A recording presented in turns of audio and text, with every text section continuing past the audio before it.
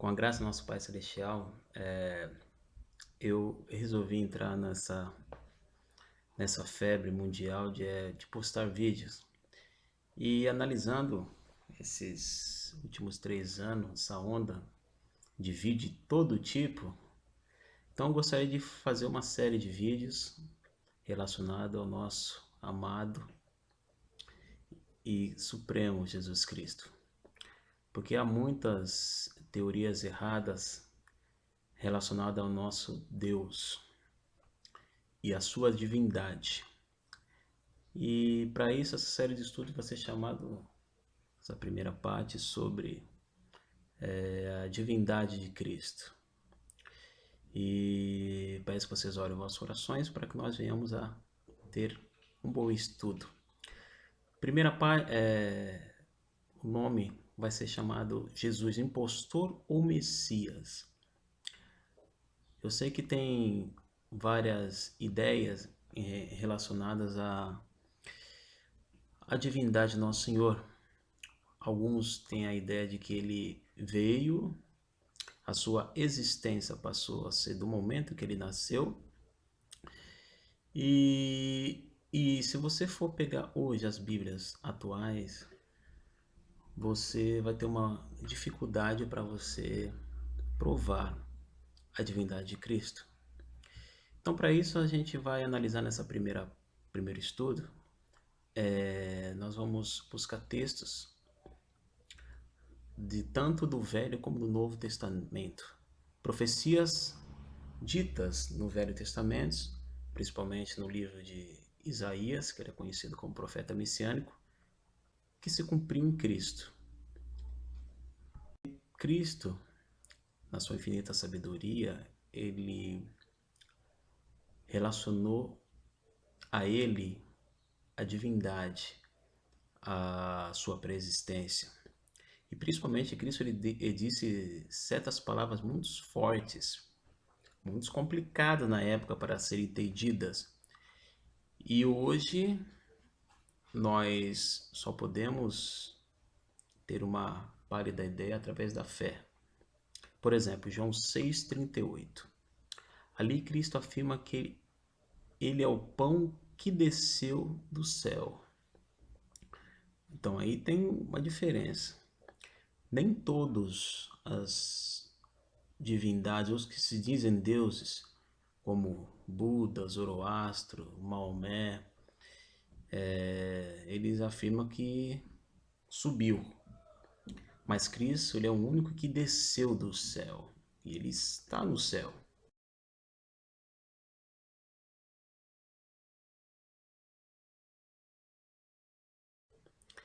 Então, por isso que hoje está tendo essa controvérsia no nosso meio, no meio religioso, de que estão tentando nivelar a Cristo com com os outros líderes espirituais. E aqui que está o perigo. O primeiro ponto é esse. Cristo ele é diferente, ele não é igual. Ele não afirmou que ele pretendia ser, não. Ele afirmou que ele é. Ele é o pão que desceu do céu.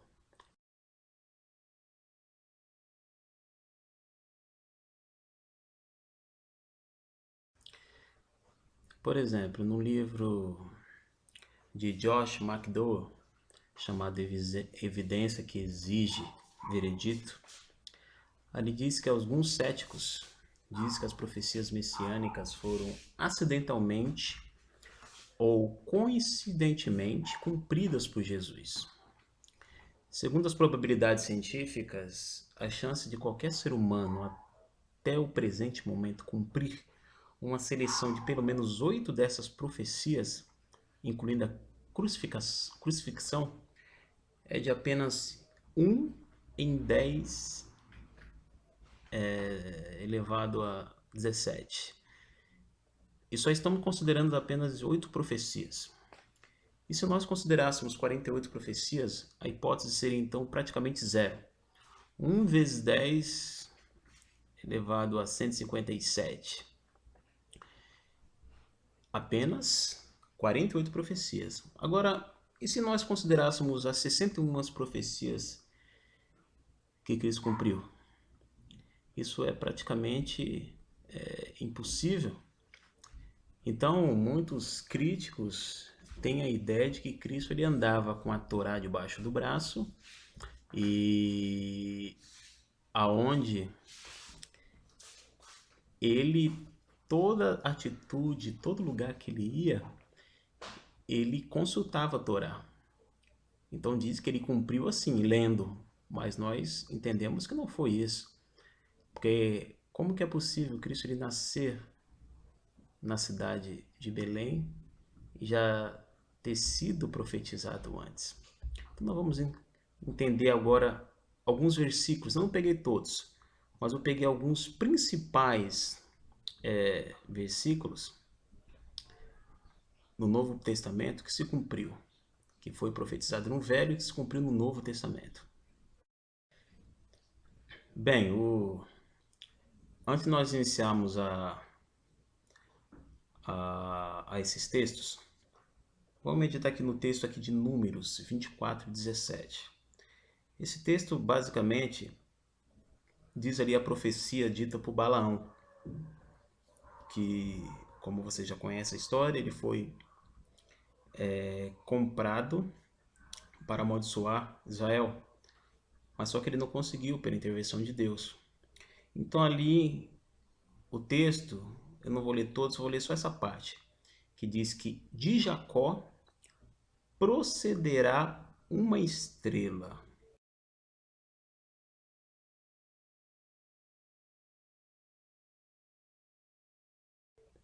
Se vocês pegarem ali Apocalipse 22, 16, ali diz que a estrela da manhã é quem? Cristo. Cristo é a estrela da manhã. O interessante é que essa estrela que é Cristo, queria proceder de Jacó, ele seria precedido por um mensageiro. Em outras palavras, o mensageiro iria preparar o caminho para a vinda do nosso Senhor Jesus. Em Isaías 40, versículo 3, lá diz: Vós que clama no deserto, preparai o caminho do Senhor, endireitai no ermo, vereda a nosso Deus. Então, essa profecia está dizendo diretamente a João Batista que, como Elias estava preparando uma reforma, começou com Elias, e estava preparando essa reforma para receber quem? A primeira vinda do nosso Senhor. Então, João Batista é esse profeta que pregava no deserto da Judéia, com uma pregação direta: arrependei-vos e vos convertei para sejam apagados vossos pecados. Antes que venha o refrigério, que é a presença do nosso Senhor. E isso será que foi procedido, foi cumprido por Deus? Se vocês pegarem ali Mateus capítulo 3, versículo 1 a 3, lá diz: naqueles dias apareceu João Batista pregando no deserto da Judéia e dizendo: arrependei-vos porque é chegado o reino dos céus, porque este é o anúncio do profeta Isaías, que disse: vós que clamam no deserto, preparai o caminho do Senhor e endireitai as suas veredas.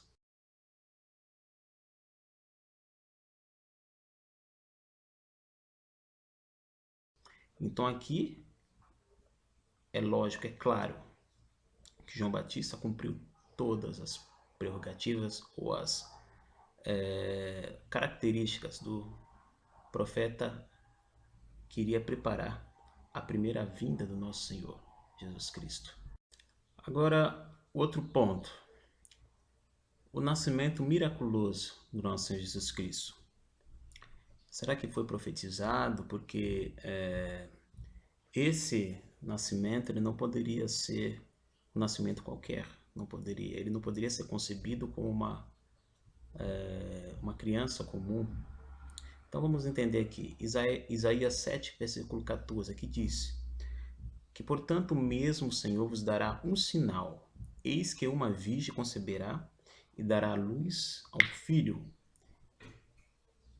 e será o seu nome Emanuel, que significa Deus conosco.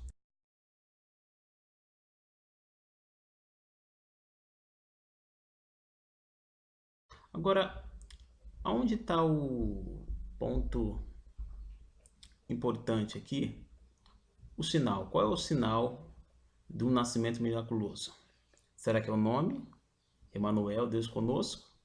Mas tem um outro sinal aqui, que às vezes passa desapercebido, que aqui diz que uma criança que nasce de uma virgem é só de uma maneira excepcional. Não é algo normal uma criança nascer de uma virgem, porque uma virgem, ela nunca foi, não teve nenhum tipo de relação sexual. Só que tem algumas traduções bíblicas que estão mudando. Peço para vocês tomarem cuidado, que diz que é uma jovem, como a Bíblia do Ai e a Bíblia Católica, e algumas versões como a Nova Tradução da Linguagem de Hoje, a NVI, estão seguindo o mesmo caminho. Mas isso daí é um outro estudo, né? Hoje não vou me atentar para isso. Mas eu quero dizer que o sinal miraculoso aqui, além do nome Emanuel, também está no fato de Cristo nascer de uma virgem. Isso é um ponto muito importante, que nós não devemos esquecer, que Cristo iria nascer de uma maneira, como posso dizer, uma maneira que causaria grande impacto. E Cristo cumpriu essas prerrogativas desse nascimento miraculoso. Então vamos ver lá, Lucas 1, versículo 28 e 31. Entrando o anjo onde ela estava, Maria, o anjo disse: Salve, agraciado, o Senhor é contigo. Bendita és tu entre as mulheres, e eis que em teu ventre conceberás e darás à luz a um filho, e por-lhe-ás o nome de Jesus.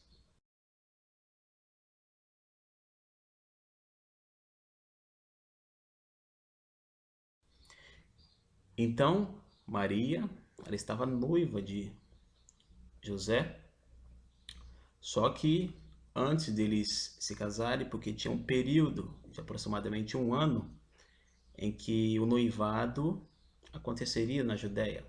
E nesse período de um ano, todas as virgens que se casavam passavam esse período. Por quê? Porque todas elas tinham desejo de ser a mãe do Messias. E Maria, ela tinha esse desejo e ela estava esperando, como todas jovens de Israel. Então Gabriel a visitou e a informou dessa dádiva maravilhosa dela conceber, dela gerar o nosso Senhor e Salvador Jesus Cristo. Mais uma coisa, irmãos. Maria, a única dádiva que ela recebeu não está no fato sobrenatural, que alguns entendem, de que Maria também foi concebida como Cristo, que ela veio, que ela nasceu de uma maneira sobrenatural como Cristo. Não, de maneira nenhuma. O fato importante de Maria é porque ela gerou a Cristo, o único fato. Isso significa que ela foi uma grande mulher, mas isso não coloca ela no mesmo patamar de Cristo, correto? Cristo, para ele ser o nosso representante, para ele entender as nossas dores, as nossas fraquezas, ele deveria assumir essa natureza caída nossa, mas também ele deveria nascer como nós. Como que? Através de uma mulher excepcional, especial, com superpoderes de maneira nenhuma, mas uma mulher. Se não fosse Maria, poderia ser Ana, qualquer outra. Tudo bem? Então vamos prosseguir aqui para o próximo ponto, sinal miraculoso de Cristo, cumprido por Cristo. Agora o local onde Cristo nasceu. Será que foi profetizado por o profeta no passado? Claro que foi.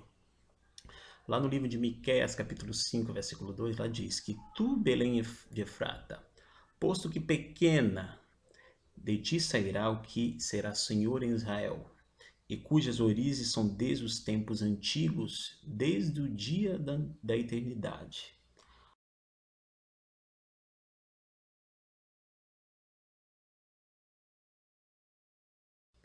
Algumas versões não vão estar dessa forma, porque, como vocês vão perceber nessa série de estudo, é que o objetivo é cortar a ligação de Cristo no Novo e no Velho Testamento, entendeu? Mas essa primeira parte nós vamos tratar apenas do lado messiânico de Cristo, cumprido da vida dele, tá bom? Então, se por acaso não der alguma alteração entre a versão minha de vocês, isso, por enquanto, não vai ter grande dificuldade para vocês entenderem, tá bom? O importante é que Miqueias, ele cumpriu.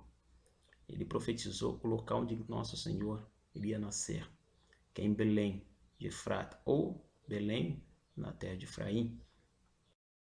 E será que o nascimento de Cristo foi cumprido? Claro que foi. Mateus 2, versículo 1. E tendo nascido Jesus em Belém da Judéia, no tempo do rei Herodes, eis que os magos vieram do Oriente a Jerusalém.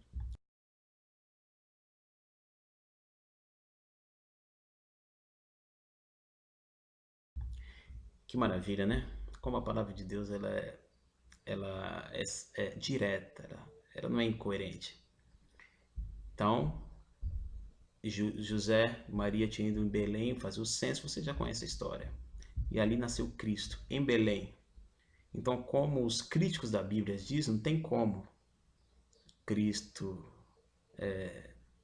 ter tido contato com a Torá antes do nascimento, porque vocês estão percebendo que não teve como, é praticamente impossível. Entendeu?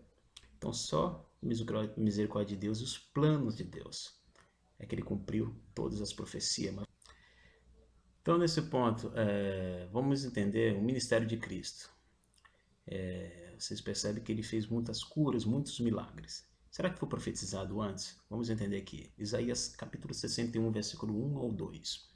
E o Espírito do Senhor Jeová está sobre mim, porque o Senhor me ungiu para pregar boas novas. Aos mansos enviou-me a restaurar os contritos de coração, a proclamar liberdade aos cativos e a abertura de prisão aos presos, a apregoar o ano aceitável do Senhor e o dia da vingança do nosso Deus, a consolar todos os tristes.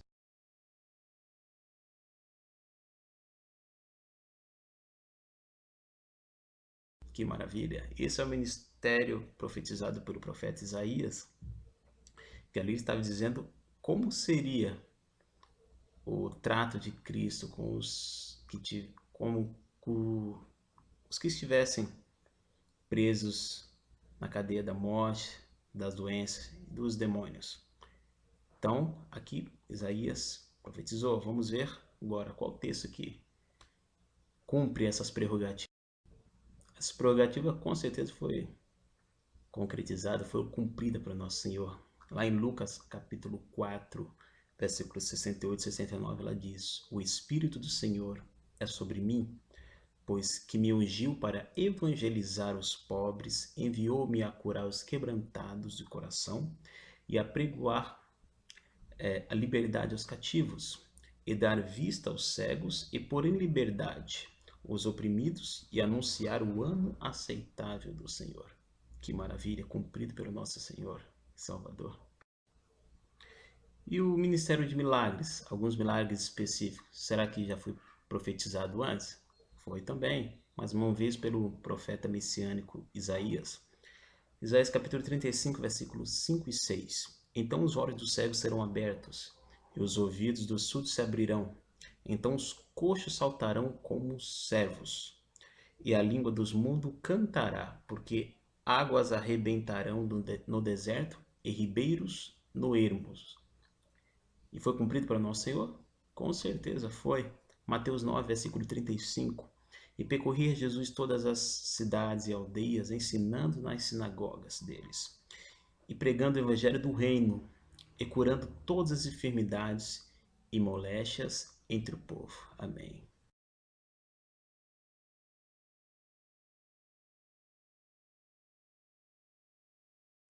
Nosso Senhor é maravilhoso. Cumpriu em todos os aspectos a profecia dita sobre ele aproximadamente uns 800 anos antes. E as parábolas de Cristo, será que também foi profetizado? Claro que também foi. Salmo 108, versículo 2.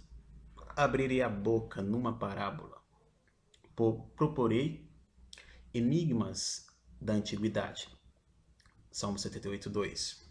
E foi cumprido em Mateus, capítulo 13, versículo 34.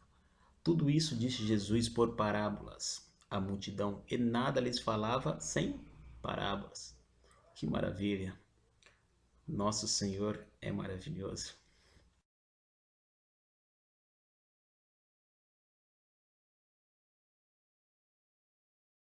E a entrada de Cristo em Jerusalém, se eu não me engano, uma semana antes da sua crucificação. Claro que foi também, Zacarias 9:9. Alegra-te muito, ó filha de Sião, exulta, ó filha de Jerusalém. Eis que o teu rei virá a ti, justo e salvador, pobre e montado sobre um jumento, sobre um asninho, filho de uma jumenta. Será que foi cumprido? Com certeza foi. Lucas 19:35. E trouxeram-no a Jesus, e lançando sobre o jumentinho as suas vestes, puseram Jesus em cima. Que maravilha!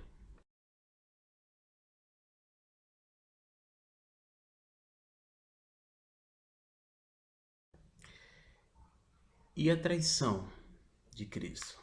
Será que foi profetizado? Também foi. Salmos 41, versículo 9.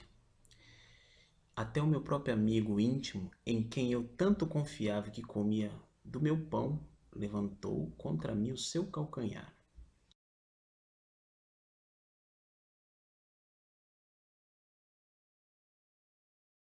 Será que foi cumprido?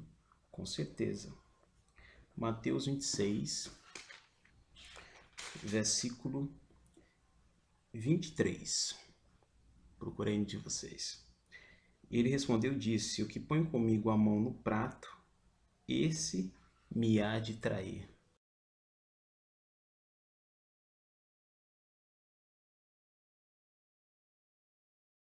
Que maravilha!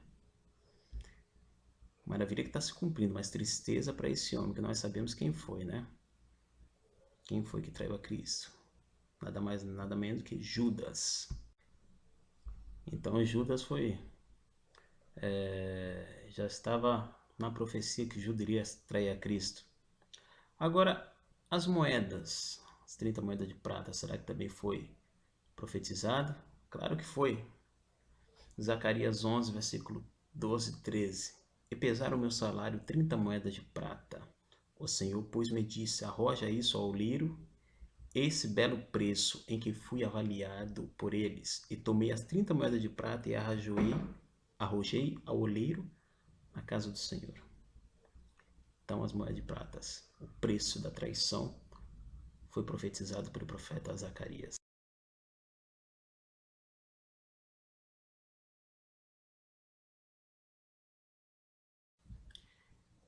Então, será que o peso da traição foi cumprido? Claro que foi. Mais uma vez aqui no livro de Mateus, Evangelho de Mateus, capítulo 26, versículo 15. E disse: que me quereis dar, e eu vos entregarei? Eles pesaram 30 moedas de prata.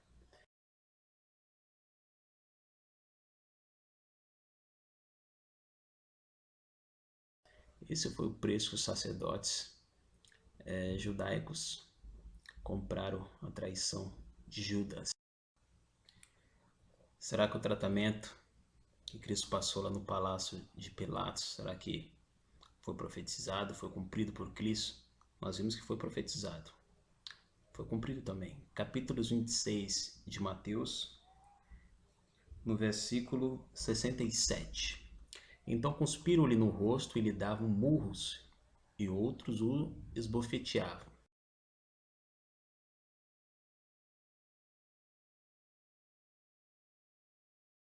E será que o tratamento que Cristo sofreu, a tortura, os açoites, os tapas, será que foi profetizado também pelos profetas? Também foi. Isaías capítulo 50, versículo 6. As costas dou aos que me ferem, e a face aos que me arrancam os cabelos.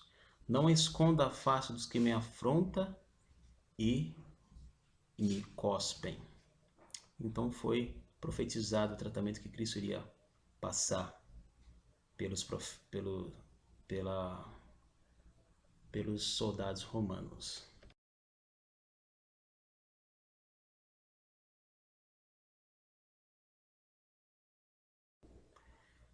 Agora outras situações aqui interessantes. Por exemplo, Salmos capítulo 69, versículo 7. Vou ler só algumas partes. Aqueles que me aborrecem sem causa. Cumpriu em João capítulo 15, versículo 25.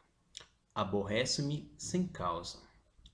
Capítulo 53, versículo 7 de Isaías, aqui diz que ele foi oprimido, mas não abriu a boca. Como um cordeiro foi levado ao matadouro, e como a ovelha muda perante os seus tosqueadores, ele não abriu a boca. Isaías 53, 7. E foi cumprido em Mateus 27, 12. E sendo acusado pelos príncipes dos sacerdotes e pelos anciões, nada respondeu. Salmo 109, versículo 25. Quando me contemplam, movem a cabeça. Foi cumprido em capítulo 27, versículo 39 de Mateus. E os que passavam blasfemavam dele, meneando ou movendo a cabeça.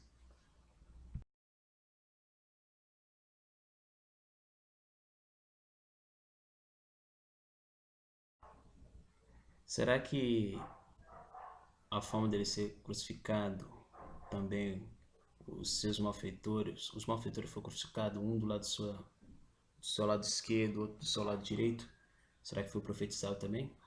Claro que foi. Aqui diz que Isaías 53, versículo 12. E foi contado com os transgressores, mas ele levou sobre si o pecado de muitos.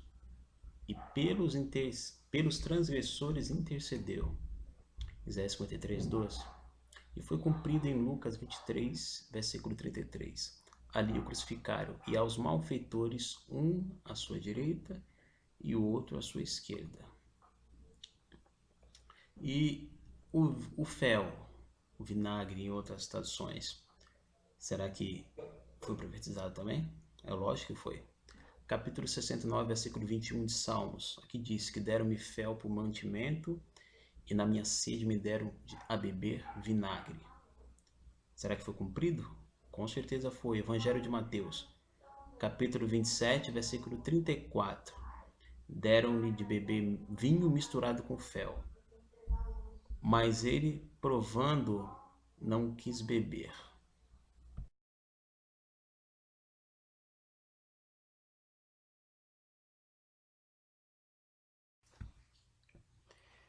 Vou colocar o óculos aqui para dar uma auxiliada. Então vamos ver aqui. E aquela frase famosa da misericórdia de Deus: Pai, perdoa porque eles não sabem o que fazem. Também as suas vestes, será que foi profetizado? Claro que foi. Salmos 23, 18, que diz que repartem entre si minhas vestes e lançam sorte sobre a minha túnica. E foi cumprido em Lucas capítulo 23, versículo 34, que dizia Jesus: Pai, perdoa-lhes porque não sabem o que fazem. E repartindo suas vestes, lançaram sorte.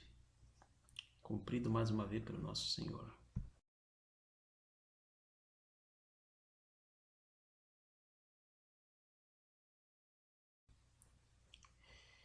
E aquela súplica angustiante que Cristo falou no Gólgota, clamando pelo Pai, foi profetizado também no livro de Salmos. Salmos capítulo 22, versículo 1.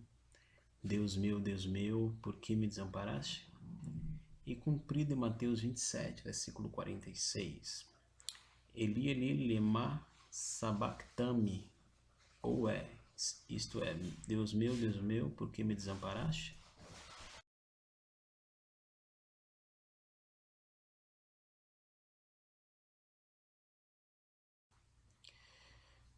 Outros pontos aqui da crucificação de Cristo, concernente à sua morte, Salmos 31, versículo 5 diz que nas tuas mãos encomendo o meu espírito.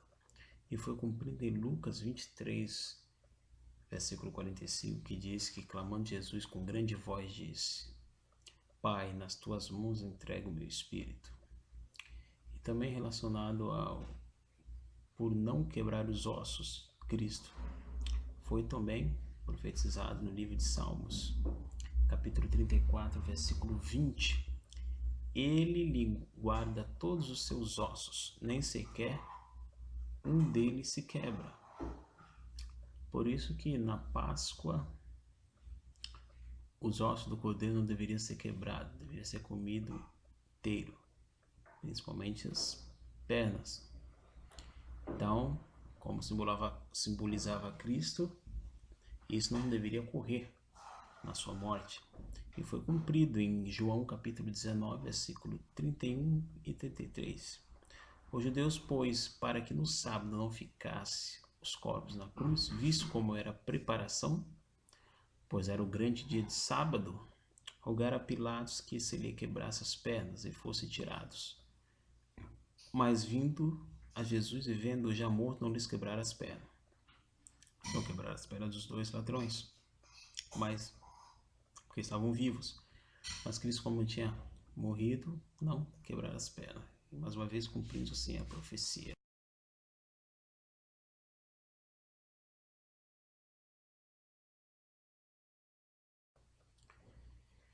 E a sepultura de Cristo? Sim, foi cumprido, profetizado pelo profeta messiânico Isaías, capítulo 53, versículo 9. E puseram a sua sepultura com os ímpios e com o rico na sua morte, porquanto nunca fez injustiça, nem houve engano na sua boca. E foi cumprido em Mateus capítulo 27, versículos 57 e 60. Cair da tarde chegou um homem rico de Arimateia, chamado José, que se tornaram discípulo de Jesus. Dirigindo-se a Pilatos, pediu o corpo de Jesus, e Pilatos ordenou que lhe fosse entregue. José tomou o corpo, envolveu no lençol limpo e de linho e o colocou no sepulcro novo, que ele havia mandado cavar na rocha, e fazendo rolar uma grande pedra sobre a entrada do sepulcro, e retirou-se.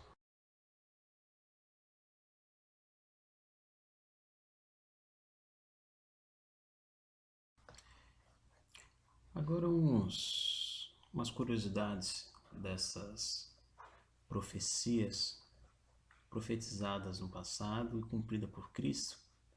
Alguns historiadores do primeiro século depois de Cristo, para afirmar as dúvidas e ataques que Cristo sofre desses teólogos. Interessante que Tácito, historiador romano que viveu no ano 115 depois de Cristo, não é nesse século, ele fala acerca da perseguição de Nero aos cristãos no ano de 46 depois de Cristo e diz: Cristo, de quem seu nome é derivado, foi executado pelas mãos de Pôncio Pilatos no reino de Tibério.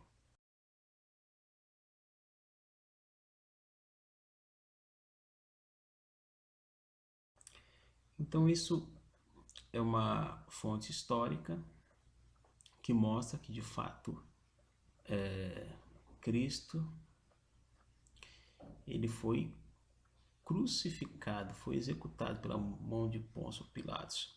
Então esse Tácito ele é uma fonte fiel que afirma que assina, no modo de dizer, assina embaixo as afirmações bíblicas. Então é muito mais fácil acreditar em Tácito, que viveu um século depois de Cristo, do que os filósofos e teólogos de hoje, que procuram de todas as formas desacreditar a Bíblia, a palavra de Deus, mas como está sendo mostrado, irei mostrar que ela é infalível, que ela não mente, porque a palavra de Deus é verdade. Agora, outras afirmações históricas para contextualizar e fazer uma linha histórica ali no primeiro século depois de Cristo. Ali diz um outro historiador romano chamado Suetônio, que viveu ali em 120 depois de Cristo, que diz que como os judeus estavam constantemente fazendo distúrbios por instigação de Cristos, ele, imperador Cláudio, os expulsou de Roma.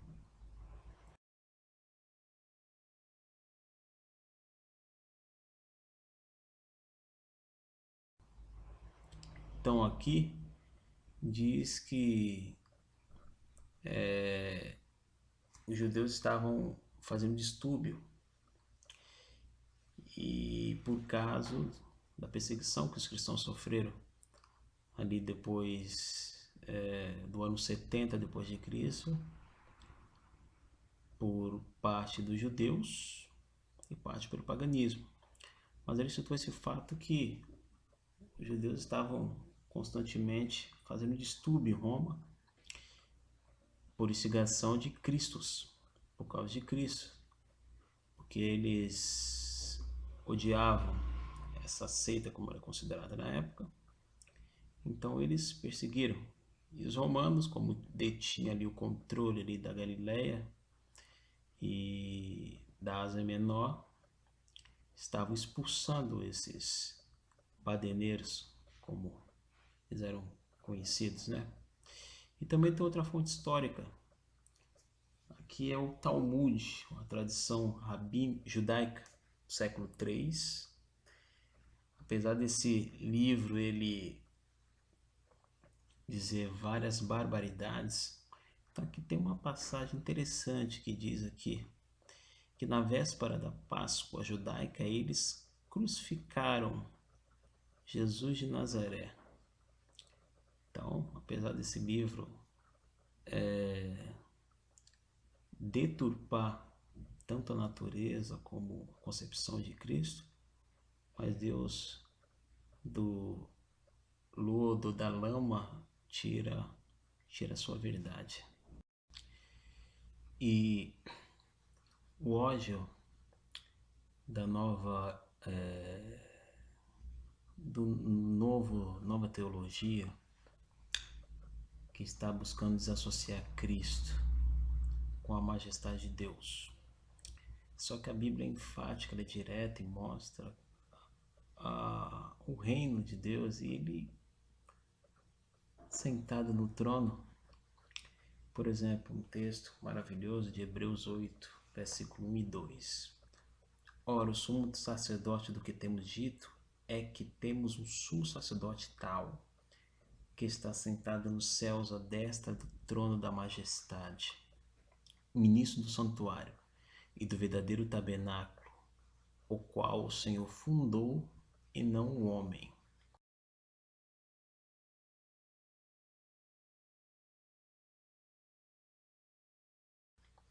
Então, quando se pega ali o ministério do sacerdócio ali, que começou ali em Êxodo, ali na metade de Êxodo, Número, Levíticos. Então, aquele sacerdote, ele foi feito com uma figura, ele foi feito um tipo de um exemplar, mas tinha um modelo no céu, e que com a morte de Cristo, ele ascendeu ao céu e entrou para ministrar no santuário, o lugar santo, onde o sacerdote na terra, ali no capítulo, começou ali, depois de receber as tábuas dos 10 mandamentos, no capítulo 20. Então o sacerdote ele entrava no santuário na terra e Cristo, da mesma forma, entrou para ministrar em nosso favor no santuário celestial. E que tipo de santuário Cristo entrou? Será que foi santuário feito com peles de animais, como era feito aqui, como foi feito lá no deserto, no Sinai. Foi feito com aquelas madeiras levantadas, ou será que foi de um modelo supremo? Com certeza. Hebreus 9:24 lá vai mostrar o modelo celestial do santuário que Cristo entrou. Porque Cristo não entrou no santuário feito por mãos humanas, figura do verdadeiro, porém no mesmo céu, para agora comparecer por nós perante a face de Deus.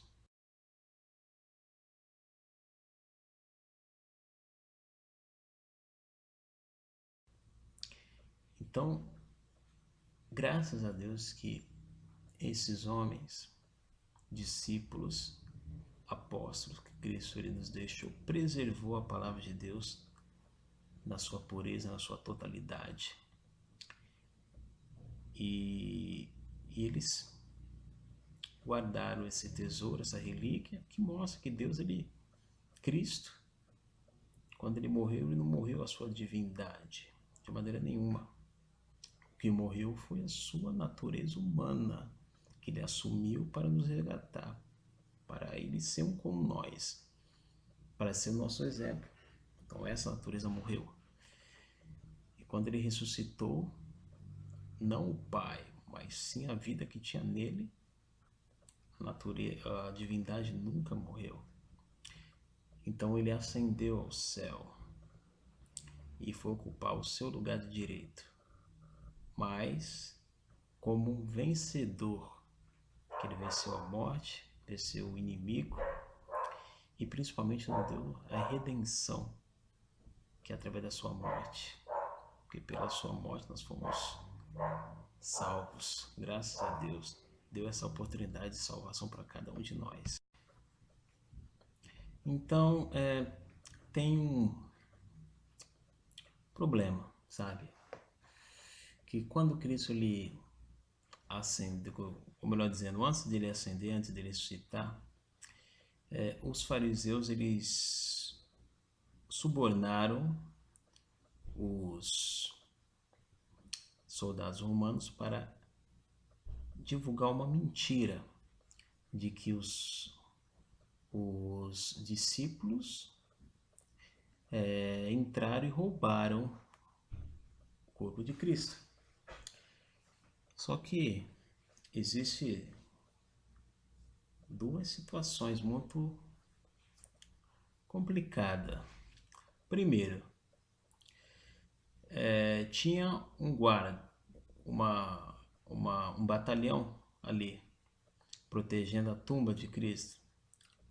Primeira pergunta das duas: como que é possível os discípulos roubarem o corpo de Cristo de uma tumba guardada por, não sei, uma infantaria, uns 50 homens mais ou menos? E segunda dúvida: e como que seria possível eles roubarem o corpo de Cristo se eles estavam dormindo? Como que eles poderiam saber se fosse que eram os discípulos?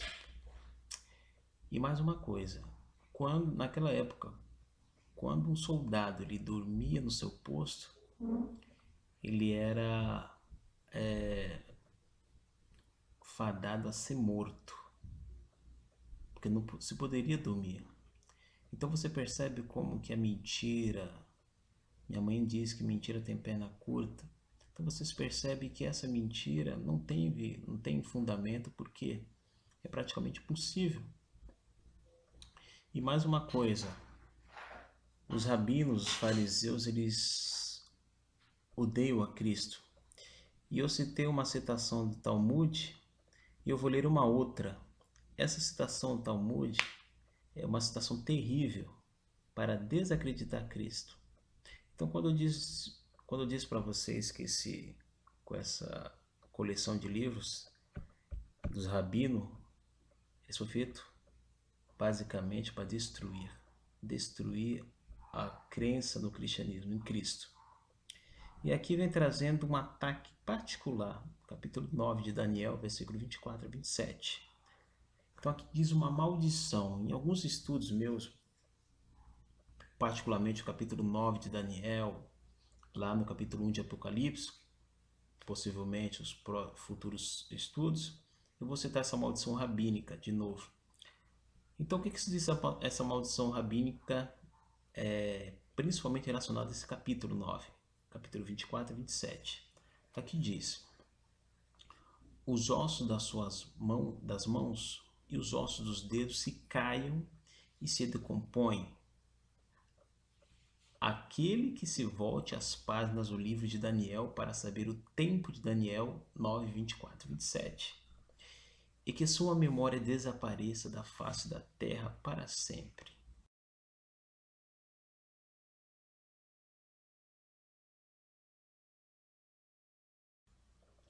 Então vocês estão percebendo como que é perigoso você contar essa profecia do capítulo 9 de Daniel? Agora, porque eles têm tanto ódio, tanto rancor, principalmente do capítulo 9 de Daniel. Se vocês analisarem esses 4 versículos, você vai perceber que, graças a Deus, apenas nesses 4 versículos você vai perceber a vinda do Messias, a sua vinda, a sua permanência, o ministério e a sua morte. Então o Messias que eles estão esperando vir já veio, cumpriu sua missão e retornou ao céu. E eles não acreditam nesse capítulo, porque se eles acreditassem, eles não seriam mais judeus, seriam cristãos. Então por isso que, em vez de acreditar, porque Daniel está no Velho Testamento, por isso que os judeus basicamente excluem parte da Torá, eles só pegam só os 5 primeiros livros, basicamente os 5 livros de Moisés. Aí outros livros eles excluem. Por quê? Porque, como eu citei basicamente alguns versos, vários profetas citam Cristo, citam o ministério de Cristo. Mas Daniel, eles nem passam por perto, porque eles odeiam o profeta Daniel. E graças a Deus que ele preservou esse livro maravilhoso, que nós perdemos muito por não conhecer a palavra de Deus. E eu não vou me atentar no capítulo 9, porque isso daí vai ser um próximo estudo. Mas eu vou passar apenas uma pincelada para saber por que eles têm tanto ódio desses 4 versículos. Então vamos aqui dar uma lida rapidamente. Só vou dar uma pinceladinha rápida aqui, porque isso aqui tem um estudo preparado basicamente só do capítulo 9 de Daniel. Então só vou dizer por que os rabinos têm tanto ódio desse versículo, porque aqui diz algumas características bastante interessantes. Primeiro, aqui mostra que teve um período de graça para o povo judeu, que foi 70 semanas, foi separada para o povo judeu. Basicamente, 69 semanas para o povo judeu. Então, essas semanas se iniciou ali na construção dos muros de Jerusalém, mas principalmente do templo de Jerusalém, até ali o batismo de Cristo no ano 31, depois de 31 da nossa era, que ali no batismo de Cristo, aquele espaço, aquela oportunidade para o povo judeu estava quase terminando. Então iria faltar uma semana, ou particularmente 7 anos. Então ali teve o que? O ministério de Cristo, 3 anos e meio. E depois da morte de Cristo, aqui diz, ó. E ele firmará uma aliança com muitos por uma semana, que profeticamente são 7 dias ou 7 anos. Dessa semana, separada das 70, na metade dessa semana, 3 anos e meio, fará cessar o sacrifício e a oblação.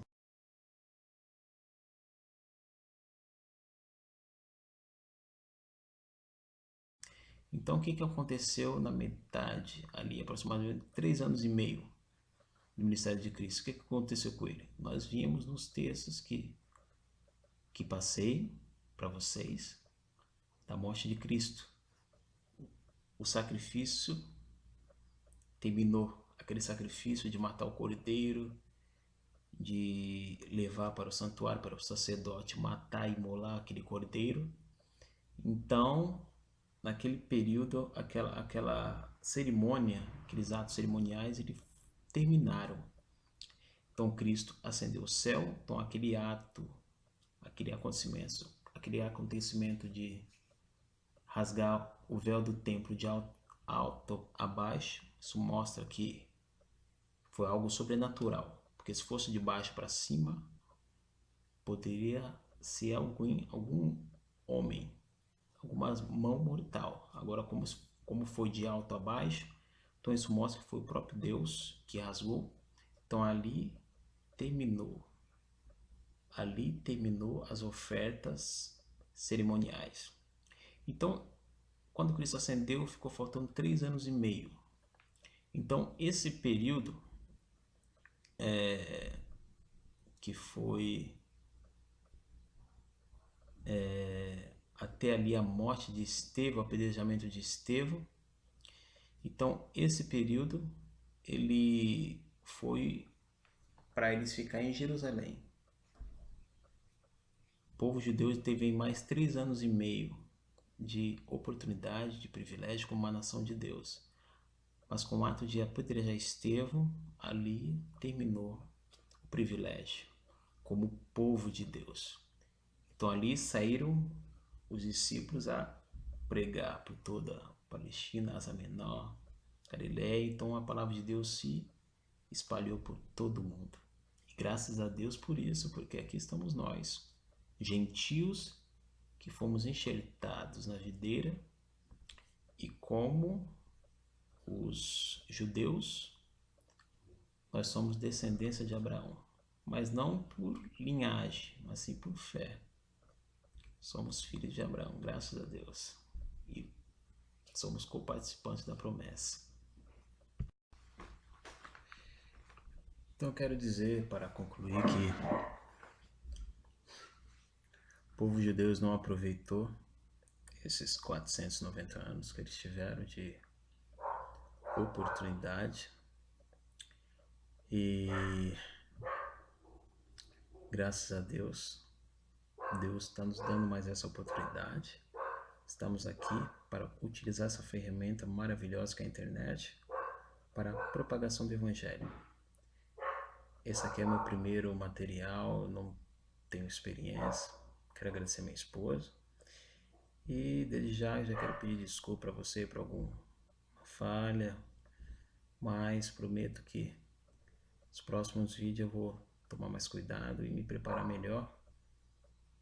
Assim, ficar menos afoito, porque eu estou muito...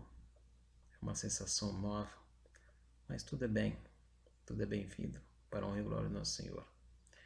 Então, desde já quero pedir ajuda para vocês, qualquer estudo que vocês quiserem estudar, que vocês quiserem aprender, vamos aprender juntos a palavra de Deus. E desde já o próximo material de estudo vai ser sobre a divindade de Deus, de Cristo e do Espírito Santo, tá bom? Mas eu vou dar prioridade para os estudos que vocês me passarem. Então, desde já, fique com Deus, na graça do nosso Senhor Jesus Cristo, e se prepare. Vamos nos preparar junto para a volta do nosso Senhor, que está às portas. Amém? Fique com o nosso amado e Salvador Jesus Cristo em vossos corações. Senhor, obrigado pela oportunidade que o Senhor possa tocar nos corações de cada um aqui presente, e que a sua paz possa habitar em nossos corações e nos preparar para a sua volta com poder e grande glória, e não quando na primeira vez que tu esteve aqui, ó Pai, em fraqueza e humildade. Fique com cada um dos que estão assistindo, Pai. Nos auxilie para nos manter de pé, para quando tudo despontar, nós ouvir dos céus. Amém. Fique com Deus e até mais. Até uma próxima.